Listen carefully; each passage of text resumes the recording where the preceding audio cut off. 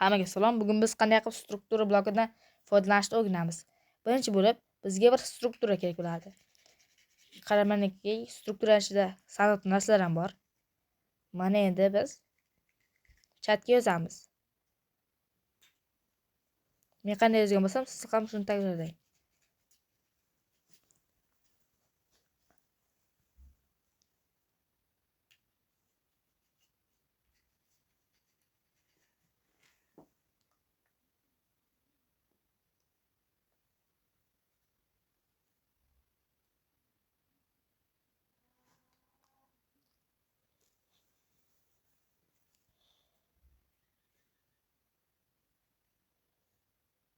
Shunday yozgandan so'ng struktura blok bizga beriladi va biz buni bir joyga to'g'rilab qo'yamiz.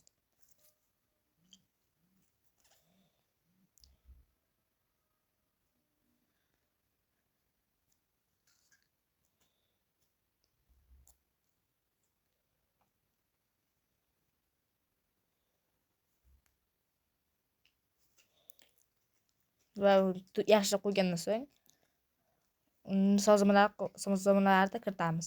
Balandlik, Vai jogando, vai tomando, vai jogando. Você dança no funk e o bumbum vou balançar. Vai jogando, vai jogando, vai tomando, vai jogando, vai tomando, vai jogando, vai tomando, vai jogando. Você dança. hammasi to'g'rilab qo'ygandan so'ng unga nom kiritamiz. Masalan, uy. Yoz bo'lgandan so'ng uni saqlash tugmasini bosib saqlab olamiz. Va keyin buni paydo qilmoqchi bo'lgan joyimizga olib borib qo'yamiz. Va tepadagi zagruzit bo'limidan o'sha nomini yozamiz. Uy. Keyin zagruzit tugmasini bosamiz va qarabsizki, bu tayyor. Uy xuddi o'sha uydek.